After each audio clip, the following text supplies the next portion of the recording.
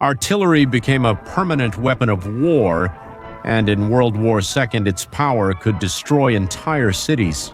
The Germans knew this very well. That's why they had many types of cannons, anti-tank and anti-aircraft guns, mortars, and other artillery. Which did they use? With very advanced tactics for the time, ranging from detonating projectiles before they landed to making them bounce so that somehow their effectiveness improved.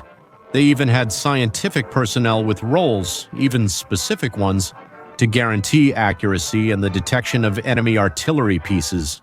So the German artillery regiments were more than just gunners who fired and crossed their fingers, hoping the projectile would hit the target. Video. Will we replace the tactics that the Germans used to make the most of their highly advanced artillery? This way we can answer the question that brought us together in this video. Why did they make the projectiles bounce off the ground? What was the point of this?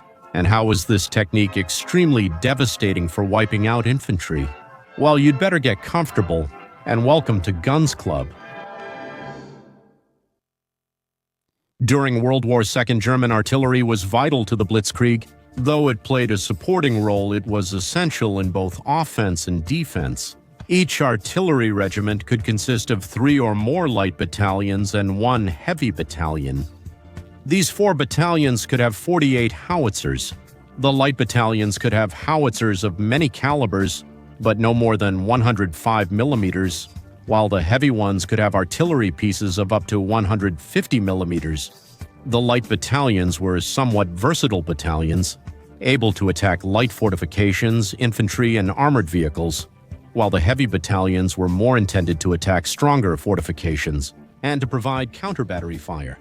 These artillery regiments, despite being vital, did not have as specific a role as the infantry or armored divisions being used alongside the other forces. Generally, each infantry division had an artillery regiment at its disposal, forming a union that was capable of attacking at any moment. When the enemy was exposed, the infantry weapons could attack them directly, and when the enemy was in cover or entrenched, the artillery could attack them indirectly. Each of these regiments that accompanied the infantry had a modern motorized observer at their disposal, a general artillery observation battalion with calibration batteries, sound-ranging platoons, and flash detection units. Finally, a meteorological platoon. Observers had to find targets and could be in the middle of the battlefield. They were troops skilled in locating and mapping. The men, the calibration team, were responsible for calculating the variations that could affect the shot. Barrel wear and projectile type were all factors to consider that could affect the shot. The sound ranging and flash detection squads were responsible for finding the position of the enemy artillery. Using these techniques, sound ranging was based on the sound of enemy shells, while flash detection was based on locating enemy artillery by the flash caused by each shot. I could also ask you, why was it necessary to have a platoon of meteorologists? Well, humidity and temperature can also significantly affect the range of artillery, and to calculate all this, meteorologists are needed to constantly measure these data in order to make accurate shots. The artillery pieces could be placed in groups out in the open or individually in special camouflage trenches. The artillery trenches could measure 5 meters wide by 6 meters long, and the depth of these depended on the cannon and the amount of time the soldiers had to prepare the defense. But it could be between 40 and 60 centimeters deep. The artillery piece was surrounded by a set of nearby deeper trenches that served as a shelter for the gunners. This separation was necessary for storing the ammunition, because if one of the storage areas was detonated, the gunners would not be injured and they would not run out of ammunition. In no way. As you can see, a German artillery regiment was a professional scientific team, not just gunners, and could achieve near total precision. About the shot, what they could do. These regiments were more related to the type of ammunition they used, more specifically the type of fuse they had. There were 3 types of fuses. The first was the impact fuse, which was triggered by contact. Impact fuses with a delay would trigger a few seconds after impact. And finally, there was the Doppelsonder, or combined fuses. Each one of them corresponded to a particular attack tactic, adapted to each type of target and given situation. The impact fuse could detonate on contact, creating a shallow crater and scattering shrapnel. Great for light defenses like machine gun nests and for destroying armored vehicles. What about the infantry?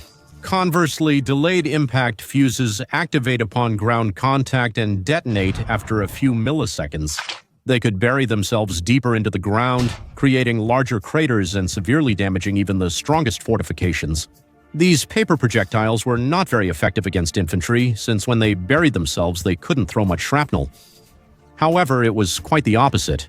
If the combat conditions were favorable, projectiles with delayed impact fuses were the most lethal against infantry, if it had a certain distance.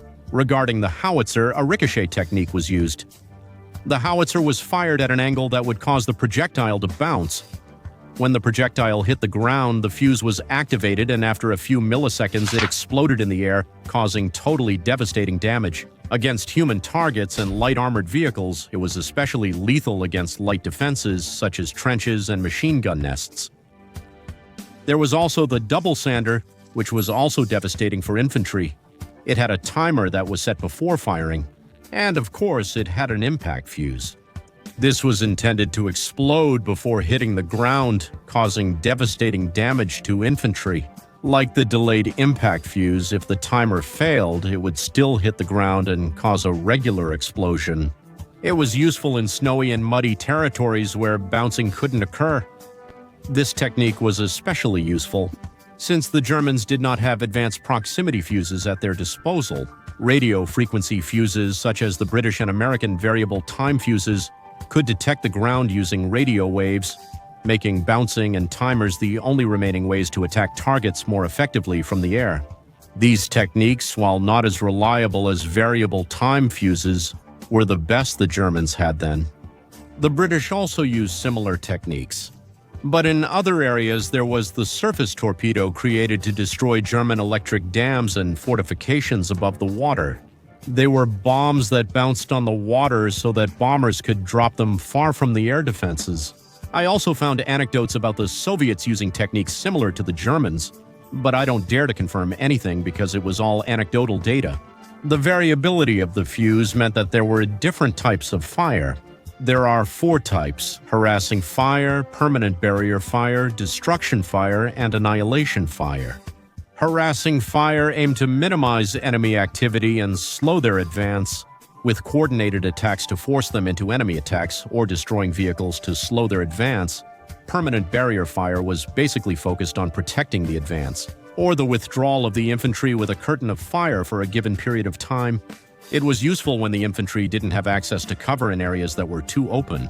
This was very similar to the concept of destruction fire, its pressure, but with artillery, of course. Destruction fire is the most intuitive.